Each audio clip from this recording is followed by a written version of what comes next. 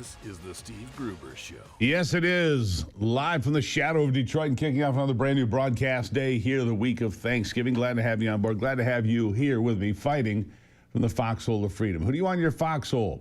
It's never been more important. You know that. Figure out who's on your team. We got a lot of work to do, so let's get right to it. Three big things this hour. Number one, President Trump moving closer to naming the Muslim Brotherhood as a terrorist organization, and that has set the hair on fire of many on the left. Number two, federal judge tossing out indictments against former FBI Director James Comey and New York's Attorney General Letitia James. The decision being appealed by the DOJ. We'll be watching closely. And number three, I've got a message for the Democrats, all right? You aren't going to shake Donald Trump's base because you just don't get it. Trump's base isn't loyal because they're extreme. They're loyal because they spent 30 years watching their towns gutted by bad trade deals, factory closures, job loss, opioids, death, crime, and political betrayal, while nobody in Washington paid the slightest attention. The Midwest lost over 1 million manufacturing jobs just since 1990. Opioid deaths have skyrocketed more than 1,600%. And entire communities collapsed while not a single politician or corporate executive responsible for any of it ever faced consequences. Trump was the first national figure who told them the truth about what happened. He told you the truth. You'd been sold out, ignored, and left behind. So when he talks about accountability, it resonates because these people watched their lives fall apart and saw the elites walk away untouched and usually wealthy. Their anger didn't come from Trump. Trump came from their anger, your anger. We're still pissed off when Democrats lie about Russia or Epstein to distract from just how awful they really are, or when they tell the military to ignore orders like Senator Alyssa Slotkin and company did just last week. And I think accountability is in order for these folks. It really is. There's a little something called 18 U.S. Code 2387. It's a federal law that prohibits activities intended to interfere with the loyalty, morale, or discipline of the U.S. military, including advising or causing insubordination and distributing materials that do so, even by video. I played it for you yesterday, but listen again to some of this and tell me what this sounds like to you, because I find it outrageous. Here it is. Americans trust their military. But that trust is at risk. This administration is pitting our uniformed military and intelligence community professionals against American citizens. like us.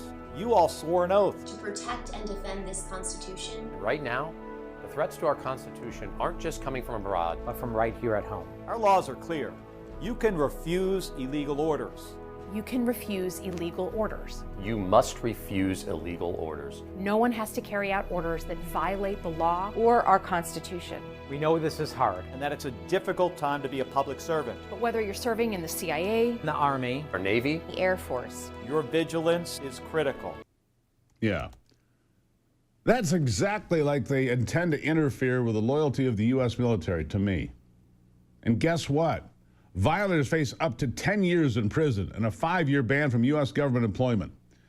These guys are screwing around, and I sure hope they find out what happens when you do. And Trump, well, he agrees. Listen. I think what they did is really bad. The hatred is pretty strong. But what they say, essentially don't follow the orders of the President of the United States to the military? Do you worry that some of your guys are going to say no? Young privates and young corporals and young sergeants, and they're not scholars necessarily. There might be a few, frankly, but they're not scholars. They don't, study the Constitution, et cetera, et cetera. They know that. So these are people. These are bad people. These are people that, in my opinion, broke the law. Now, what happens to them, I can't tell you, but they broke the law. Yeah, they did. Donald Trump doesn't know what will happen to them because accountability seems to be a rare find these days in the nation's capital. But they absolutely broke the law, in my opinion, because President Trump hasn't issued unlawful orders. Former representative and Congresswoman, and now Senator Alyssa Slotkin not only knows that, but she admitted it on air. Listen to this. Do you believe President Trump has issued any illegal orders? To my knowledge, I am not aware of things that are illegal, but certainly there are some legal gymnastics that are going on with these Caribbean strikes and everything related to Venezuela. And I think that's why... And be specific about that. So it was basically a warning to say, like, if you're asked to do something, particularly against American citizens, you have the ability to go to your JAG officer and push back. And with these service members calling you, couldn't you have done a video saying just what you just said? If you are asked to do something, if you are worried about whether it is legal or not, you can do this. It does imply that the president is having illegal orders, which you have not seen. I think for us, it was just a statement widely, right? We say very quickly and to all the folks who come to us, this is the process. Yeah. Legal gymnastics. That's just code for I don't like it. I don't like Trump. But the point stands. She urged the military to defy. She urged insubordination against Donald Trump, even though she knows he hasn't issued any orders, not one. Can't give a single example of an illegal order, not one. So astounding, even ABC's Martha Raddatz thinks the Democrats fumbled the ball on this one. This is the kind of stuff that pisses off regular, everyday Americans. The unnecessary grandstanding, the political theater, the lying. You know what else pisses off Americans? Fraud. Fraud. I've been saying for a while now that our politicians need to focus on affordability, but there's only so much you can do on this issue. For as long as billions of dollars are drained by fraud, well, prices go up and it continues to happen. And that's exactly what's happening in Minneapolis, Minnesota. Billions, with a B, billions down the drain just in that one city. This is what happens when politicians like Tim Walz are in charge of government systems and they're more concerned with virtue signaling than with acting in integrity. You get government programs that are proudly advertised as having low barriers to entry, minimal requirements for reimbursement. And then you get the acting U.S. attorney from Minnesota claiming that most claims are fraudulent and costing the taxpayers, like I said, billions of dollars. Why is this happening? It has to do with Minneapolis having the largest Somali population in America. And by the way, that's not racist. That's an observation. It does. Of Western countries with Somali populations, the United States has the second largest population. The UK is second.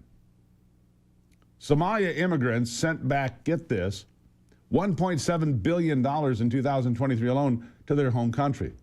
More than the Somali government's entire annual budget. Think about that.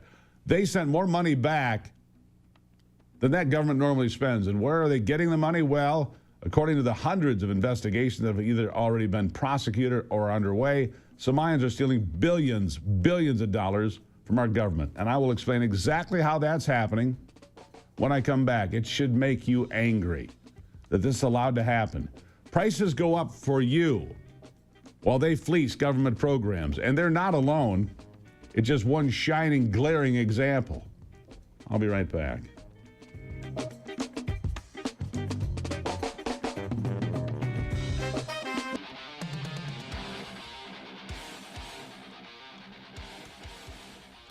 All right, so back to Minnesota. They are exploiting programs like federally funded autism services for children, Feeding Our Future, Minnesota's Medicaid Housing Stabilization Services program, and New Way Alliance, which provides services for addicts and the mentally ill. They're setting up fake community kitchens, fake autism centers, claiming to provide care for thousands when in reality, they care for nobody, and pocketed the government money they claim is helping people. Listen to this news story on fake Somalian community kitchens in Minnesota. Here it is. In December of 2021, the FBI installed a surveillance camera overlooking this building just off Lake Street in Minneapolis. At the time, it was Safari Restaurant, which overall took in $12 million in federal child meal payments through Feeding Our Future.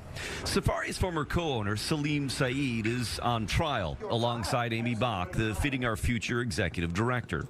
Safari claimed to feed 4,000 to 6,000 kids a day. Its invoices and meal counts shown to the jury Alongside the video, an FBI agent testifying that an average of 40 people came and went during the 6 weeks it was surveilled. The FBI set up a total of 12 cameras at sites claiming to serve extraordinary numbers of meals. Another was at a deli in St. Paul, also registered by defendant Salim Saeed, which claimed 1,800 meals per day. The video shown to the jury showed an average of 23 people a day coming and going. 1,800 people, actually 23, serving thousands of meals, being reimbursed for something they were never doing.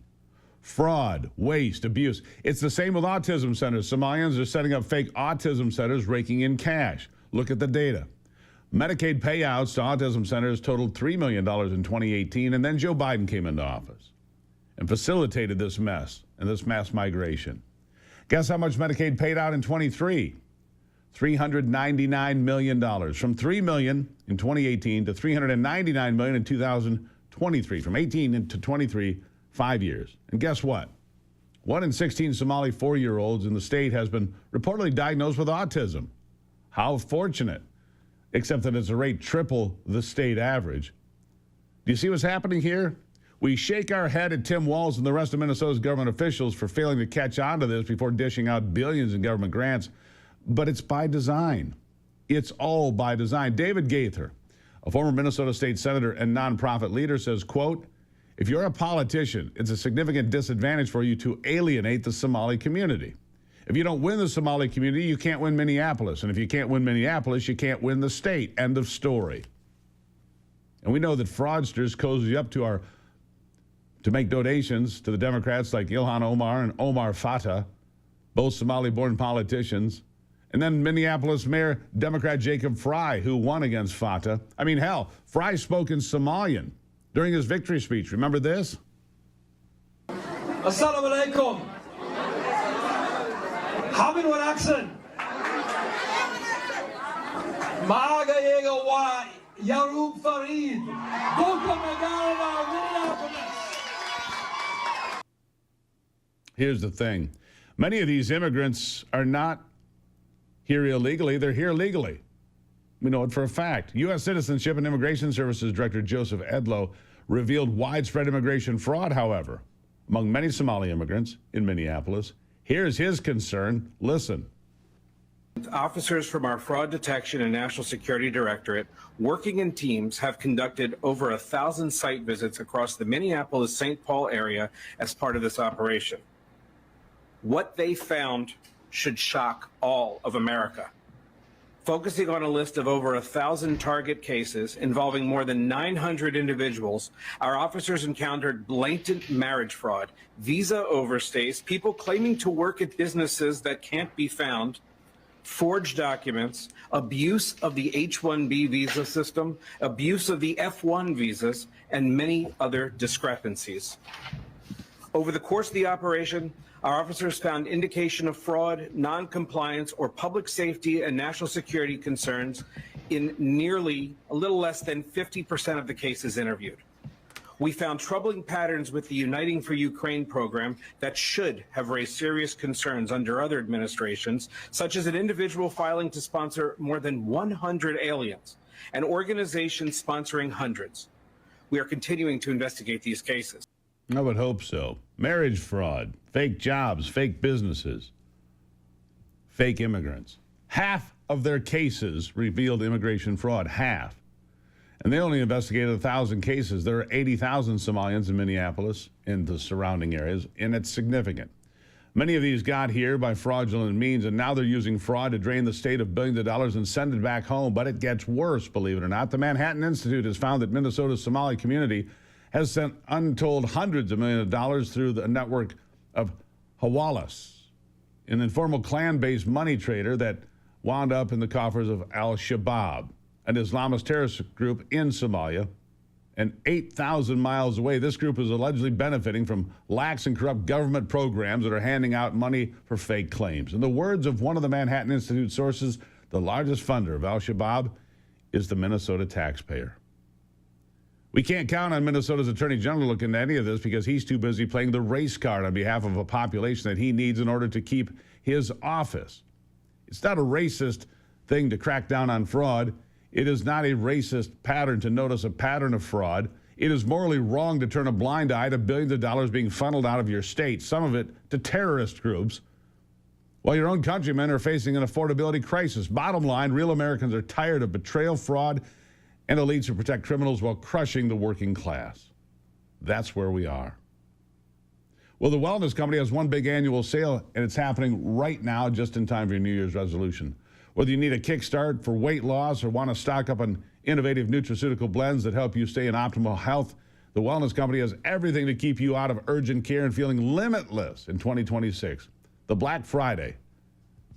Deals run from Thanksgiving Day and through Sunday, the 30th of November. 25% off supplements like Recharge, RX Scripts, ivermectin, even peptide products like Smile. Save 20% off all the emergency kits. TWC.health/Gruber. That's the place to go right now. You can save up right now. TWC.health/Gruber. Amazing Black Friday deals. Oh, and by the way, one special that I'll get to after the break. Nurse, set up an IV.